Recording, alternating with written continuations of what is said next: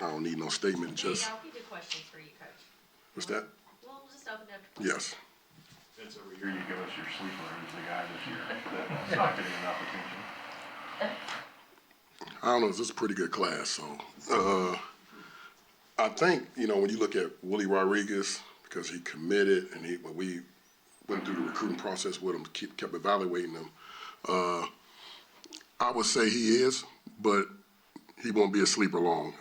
He's a guy that really just got better and better. I mean, I think it says on here that he's 6'3". He's probably about 6'4" and a half right now and about 240. So when I did that home visit last week, he really looked like he can come here and play. So if I had said he was a sleeper, he won't be one for long. So.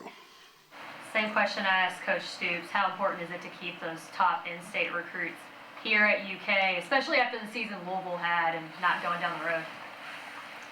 We did beat Louisville, though, right? You did. Okay, so it's always important.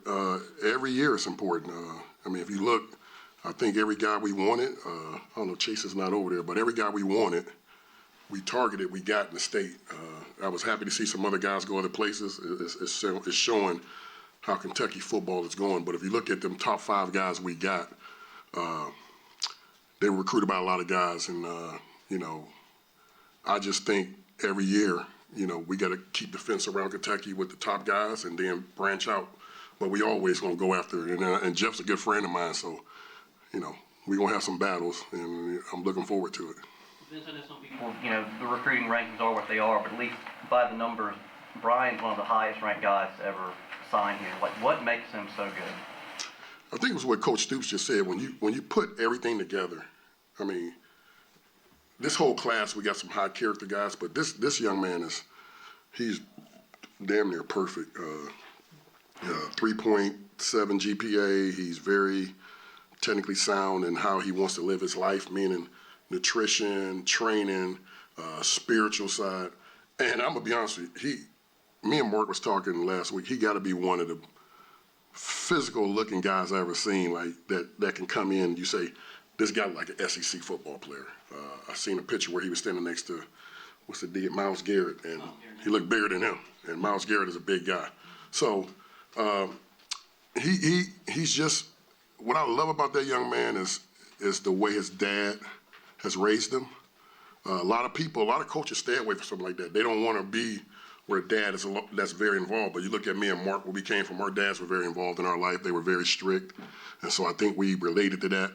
But this kid they need to do a study on him. If you just talk about him as his makeup as a young man. So we're very excited to have him. How's that relationship with him and his family? How long does it go back, being one of the many Youngstown guys you said? Believe it or not, it goes back probably about 10, well, with his dad, about 20 years. But with Brian, my younger brother Raymond, who played college quarterback, Brian really was a quarterback at first, and my brother was training him, and he told me, this young man's going to be a big-time quarterback. And I seen the pictures of him. He was about 120, 130 pounds. And then you look at the transformation now. I told my brother, you're always right, but you're always wrong, too. He's a D lineman. But it goes back, Youngstown only but so big, and, whether it was a Lynn Bolton or, Tamir DuBois or Jordan Jones, when them guys come out of there, it was really 3 schools you could go to back then. It was Oklahoma, Nebraska, and then Kentucky. Now the other guys are out, so now you got to go to Kentucky. That's pretty much what they want, and they know we're going to take care of the guys here. So Nichols is,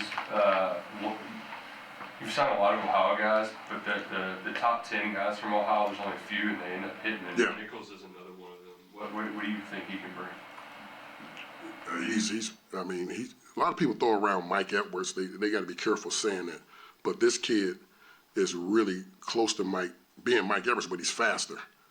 He has very high IQ, and he's very twitchy. We use the term of being twitchy. And he can play corner, he can play safety, he can play running back. He was a punt returner. Coach Jones did a really good job, with him. And he's a guy that could come in and play, like Stoops said. He's a very talented young man. And, I think he's, number 9 in the state or 10? When they started coming to Kentucky, I think at one time he was 4. and Brian was 2. Now I think Brian is 4, and he's 10 or something like that. So we'll take them all. You know, we love Ohio. Vince, with Chip, is that a relationship you have established, and does he want to play linebacker too? How did that go? Well, Chip was a very highly recruited kid coming out of Akron Holborn, where he won like 3 state championships, and we know the high school coach, Coach Ty, real well. We call him Ty. He's a really good friend of ours, me, Frank, and Coach Stoops. I recruited him. He committed to Arizona, and it was kind of like in Ohio. They was like, how did this happen? This kid getting out of the state. Normally, you'll go to Kentucky or Michigan or Ohio State, and he had all 3 offers. But he went to play for Herm Edwards, and Herm did a really good job selling them, what they had to offer. But this kid, when I talked to Coach Klink, when they played Michigan, Ohio State played Michigan the last 2 years, Klink told me, he was like, they were glad that he was leaving it. I think last year he had like 80-some yards in the first half, and they stopped running him. So he's a very high character guy, very physical guy, and I think the biggest part, he's going to be a great addition to leadership. I thought leadership was down on offense last year, and bringing in a couple of these guys this year with Chip being one of them is going to be a big part of our offense. In your opinion, what hasn't gone right with high school quarterback recruiting over the last decade, and what makes Cutter and what you have coming down the pipeline the way to get that fixed? I think, it's kind of like when the transfer portal opened up. Normally you will have high school guys, you develop them, and you keep them, and you develop them. Now what's happened, you bring in a guy like Will Levis, any guys you had under that, they knew Will was going to be the starter. And in this time and day, kids still do not want to be developed. It's like a microwave generation. Everybody want it quick. And so I think getting Cutter, he brings a lot to the table. He's a great athlete. He has the swag. Guys rally around him. And people don't, as I understand, he comes from a very athletic family.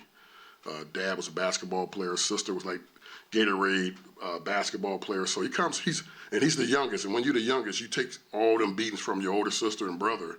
And I just think he's the perfect fit for us. Is it fair that you have to bring in an older guy? It's not fair to put all that on him. Now, if he comes in and blows us away, then it's a blessing. But I do believe that he's going to be the guy that's going to be the future of this program. What were the conversations with Jordan like after he entered the portal and coming back? Is it awkward in any way now that he's back in the fold? How do you all handle that in this era of scholarship? You really want to know what that conversation was like? Well, some of the stuff I can't say, right, Susan? But it was more like your son leaving the group. We have a very tight-knit group in that tight end room, and Caddis was one of the first guys who was pissed that he was leaving. And that shows you what the room is, because Caddis, if he was a selfish guy, he was like, hey, I'm glad this guy's leaving. But, there was, I ain't gonna say the school name, we all know what the school was. They poked him a little bit, and they did want him, and they were at him pretty hard, and they offered him a lot. But I think he looked at the family, he looked at the relationship, he looked at our offense. It fitted him more staying here. And so we glad there was no hard feelings. This is a new era. It's no different from the NFL where, you're an unrestricted free agent, you go out and test, and then you come back if the team wants you. And we definitely not want to lose him. He's a big part of our football team. Was there any frustration in your room? Because there were weeks where the tight ends got targeted a lot, and then there were a month where they wouldn't get targeted at all. How did your guys kind of handle that over the course of the year? I try to handle my room. We're not selfish. We're gonna do what we need to do. If we got to be involved in the run game, we got to be involved in the pass protection. It's quite ironic that the NFL is looking at Jordan and Josh Caddis just off of the stuff they do blocking. They see Jordan make plays athletically, but if you're not a blocker, you are not going to translate to the NFL. You have to do everything, and that's why Jordan and Caddis are really guys that they looking at. So there was no selfishness, because I'm not going to allow that. But we have an open discussion. We always do. And then I'm the final say in there. And And it's like, hey, we move on because we're a team first position group. What was it like going out to Montana to find a punter or kicker? First of all, I did not go to Montana. Jay Boatware. But no, I'll leave that to Jay to go do that. I mean, trust me, I'm not going to Montana. Man, I'm not going to Montana. But we have coaches that, Jay's a special teams coordinator, and that's where, if the guy was in Japan, if he's a good kicker, we're going to go find him. So we gonna put our resources in that to go get anybody that we need that can help our team. Vince, what do you like about Augustell and Hayes Johnson? First, they're from Kentucky. They remind me of guys that Coach Schlarman used to recruit, big blue wall type guys. Hayes Johnson is a very country, tough, likes to hunt, and I think he fits our old culture of what we used to be, and I think Coach Yenser is bringing that back. Now, Abba was a guy that people don't understand. Abba was recruited very highly. There was a lot of people trying to get Abba. Alabama was trying to get him to come down. A lot of schools, a lot of SEC schools, and he stayed committed. He's an athletic guy that can play probably center, guard, air tackle, and he wears an 18 shoe, and he's still young. You see him, he got a baby face, so I think he's still gonna grow. But I really believe them two guys fit the mold of who we were when Schlarman was here, and that's where we're trying to go to. You've helped sign some pretty big classes. How does just your personal haul, how does this stack up with some of the other classes that you signed in your These guys probably remind me of that 14 class. I don't know if you remember, where there was a lot of 4-star guys that we got out of Ohio and got out of, I think it was 2 that was in Kentucky. I was just impressed with the defensive guys. These guys that we recruited, a lot of SEC programs and Big Ten programs love these guys, love to get these guys. They were still poking at some of our guys, even getting down to before it went dead. There was head coaches coming to some guy's school in Ohio, trying to see if he was in the school, even though he was done already had graduated. But it's a pretty good talented class. And then what makes it harder is that now you got to do the transfer portal, and you're trying to manage your roster, and then you going out and getting, like, I don't want to say we want to go out and get a whole bunch of portal guys. It's like the NFL now, and I really believe it. This was draft day, high school guys, and we went out and signed 4 to 5 to 6 unrestricted free agents to plug in for our team. Vince, Devin Smith was one of the best players in that area of like coastal Georgia. What was it that you guys liked about him so much and what he can bring to the table? Who was this? Devin Smith. Devin Smith. Oh, I mean, he was just like anything else. When you look at guys and you have these battles going down to the end, you have to stay. It's just like I always use it, if you're trying to date a nice looking woman, and you finally start dating her, you better keep giving her nice stuff and bringing her flowers and bringing her chocolate, because if you don't, somebody else is going to do that. So I just feel that, with Devin, that it was like, you better always do your homework. That's in recruiting, period. You can't talk about specific recruits in the future, but there are some younger brothers coming up. What are the dynamics of recruiting younger brothers or family members of guys that you've recruited before? Don't piss their parents off now. Don't piss the people off now that are players here, and just do right. It's no different when you recruit a guy that went to a high school in 2014, and now they got a guy coming out in 2020. Everybody talk, and if your program did that guy wrong, you probably not going to get that kid. And now if you got a brother or a cousin or a nephew or something like that, you better have a good relationship with that school, because 9 times out of 10, there's so many other schools out here, they look for something to be bad. So I think it's always about relationships. And I'm going to tell you guys this, relationships won over this recruiting class. I don't know how many times, you can just be a good guy and they like you, but at some point, we have to step up and compete, because we are really close. You look at the guys we're signing and even look at the games we have won. I mean, I give Jeff Brom a lot of credit. They were a game away probably from being in the playoffs, and we went down there and beat them on their home turf. So we just have to go to this new wave of where we're at in recruiting. And I know it's Christmas time, so I don't say, hey, guys, give it this or give it that. If you want your program to be where it's at, and you can give, we thank you so much for giving. I think it's really good when your state school wins, and I think we are very close to taking this to another level. Coach, when you get in the room with these parents and kids, how quick do they mention the money and NIL these days compared to years before? Well, years before that would be cheating, so I don't know if that ever came up, but I will say this. It's the new wave, and that's a good question. It's a new era we're in, and some people, the guys that we recruited were highly recruited guys. But there's some people that you recruit, the first thing that come out of their mouth is, what's your NIL package like? Or what can I get this and that? And I'm gonna be honest with you, I stay away from the guys because I think it's gonna be a problem anyway.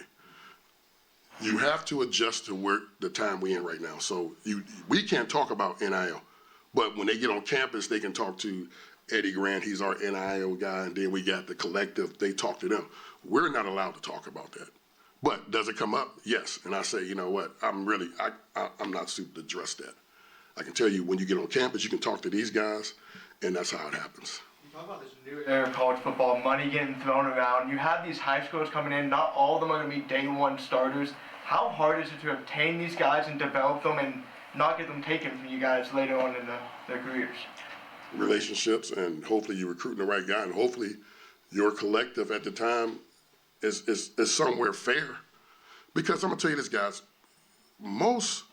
these guys we got on our roster, and we got guys on our roster now that are very talented and people are poking them. They love our culture. They love the coaches here. They love the community. Susan is everybody they just love pretty much in this program. And so it's like, I want to go somewhere else just for money, but you better have some kind of thing here to balance that out. If you don't, you're going to lose them.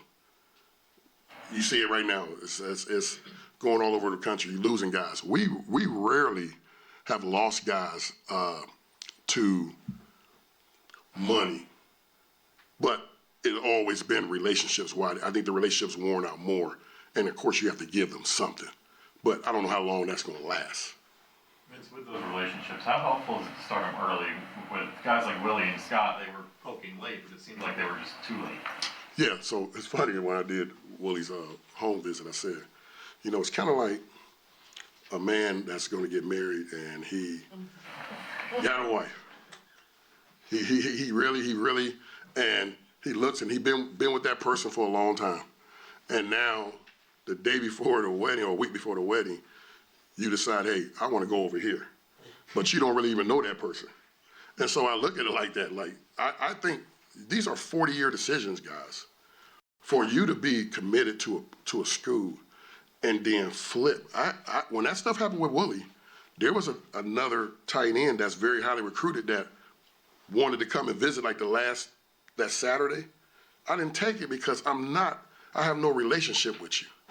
And so I just think when you do that, and these guys, I see that flip the day on signing day, I really don't think that's crazy because you're not really having no relationship with nobody. You're just going in blinded now. And maybe it was because somebody offered you a little more money. To me, I still think you have to have some kind of relationship with people and trust with people. So. Mark previously been committed to Ohio State. Can you kind of give us a breakdown of his game and just what you got? So Mark Ney went to, my son Michael, who's on our strength staff, went to Toledo Central Catholic. He graduated in 2009 when I was coaching at Toledo. He went to Alabama, and Toledo Central Catholic has a lot of talent. And I was very glad we finally got somebody from, where Big Snack is from. I don't know if y'all remember Phil Hoskins. But getting from that program, Toledo Central Catholic, is like going to like Massillon, going to like Douglas. It's a very, very high profile program. And so he was committed to Ohio State. Yenser did a really good job early identifying him. He came, visited, and we identified this kid when he had really no offers. And then soon after he left us, I offered him.